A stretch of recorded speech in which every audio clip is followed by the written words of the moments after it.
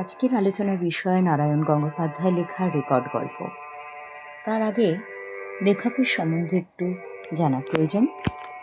1918 সালের 4 ফেব্রুয়ারি বাংলাদেশের দিনাজপুর জেলার বালিয়াডিনী গ্রামে তার জন্মগ্রহণ। এরপর তার শিক্ষা জীবন এসব নিয়ে আর বলছি না। তার প্রকৃত নাম ছিল তারকনাথ গঙ্গোপাধ্যায়। ছেলেবেলা থেকেই তার লেখালেখির শখ। তার প্রথম লেখা ছাপা হয় শিশু মাসিকে। তার অন্যতম শ্রেষ্ঠ চরিত্র হচ্ছে টেনিদা। তার উল্লেখযোগ্য রচনা লাল মাটি, ক্যাম্বের আকাশ, কম্বল নিরুদ্দেশ, চার মূর্তির অভিযান, পদসঞ্চার, দুঃশাসন, ভাঙা বন্দর। এই রেকর্ড গল্পটায় তিনি শুরুতেই বলেছেন, বউবাজার স্ট্রিট আর শিয়ালদা মোড়ের কয়েকটা ছোট ছোট গলি দিয়ে কিংবা স্কটল্যান্ডের পাশ কাটিয়ে একটা বিচিত্র বাজারে ঢোকা যায়। ইংরেজিতে তার ভদ্র নাম সেকেন্ড হ্যান্ড মার্কেট, চলতি বাংলায় চোরা বাজার।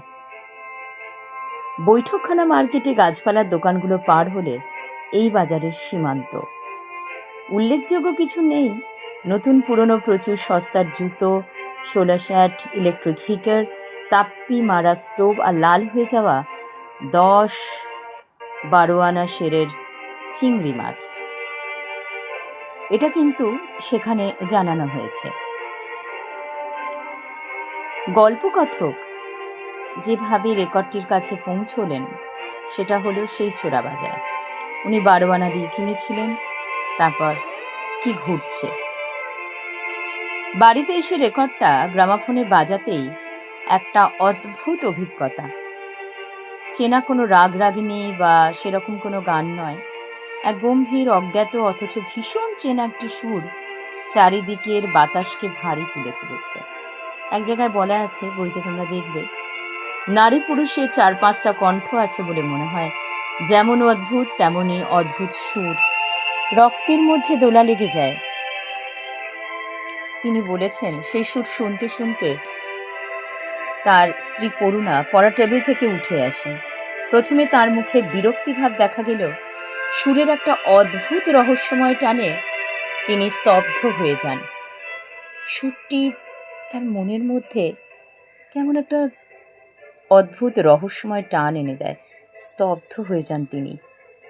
তাদের দুজনেরই মনের গভীরে একটি অবদমিত প্রতিবাদ, আলোড়ন সৃষ্টি করে সেই সুর। তারপর দেখা যায় রেকর্ডটার ভাষার পরিচয় জানবার জন্য করুণার সহপাঠিনী বা বান্ধবী আইভি, এবং আইভি অত্যন্ত বিদুষী গুণবতী। তিনি ইউরোপ থেকে পাশ্চাত্য সঙ্গীতের উপর ডক্টরেটও করে এসেছেন। এই অদ্ভুত রেকর্ডটা শুনে আইভি প্রথমে একটু যেন অস্বস্তিতে পড়ে। সঙ্গীতবিদ হওয়া সত্ত্বেও তিনি প্রথমে সুরটি কিছুই ধরতে পারছিলেন না। পরে অনুভব করেন যে এটা হয়তো কোনো স্লাভ ভাষা হতে পারে, আবার কখনো মনে করেন যে হয়তো সুইজারল্যান্ডের কোনো বিয়ের গান, ম্যারেজ ফেস্টিভ্যাল। আইভি কোনো সঠিক হদিশ দিতে না পারায় করুণা তার ডক্টরেট ডিগ্রি নিয়ে কিছুটা কটাক্ষও করেন। রেকর্ডটি নিয়ে রহস্য যেন আরও কতটা গভীর ঘনীভূত হয়। পরে আসে ভূপর্যটক, যে সত্য উন্মোচন করে। অবশেষে রেকর্ডটির সঠিক সন্ধান ইতিহাস মেলে ধরে গল্পকথকের বাড়িতে আসা একজন অভিজ্ঞ ভূপর্যটক। রেকর্ডটা শুনে তিনি চমকে ওঠেন। জানান যে এটি দ্বিতীয় বিশ্বযুদ্ধের সময় হিটলারের নাৎসি জার্মানি যখন ইউরোপের একটা ছোট দেশ দখল করেছিল, তখন সেখানকার স্বাধীনতা সংগ্রামী বা মুক্তিযোদ্ধাদের প্রতিবাদের গান ছিল এটা।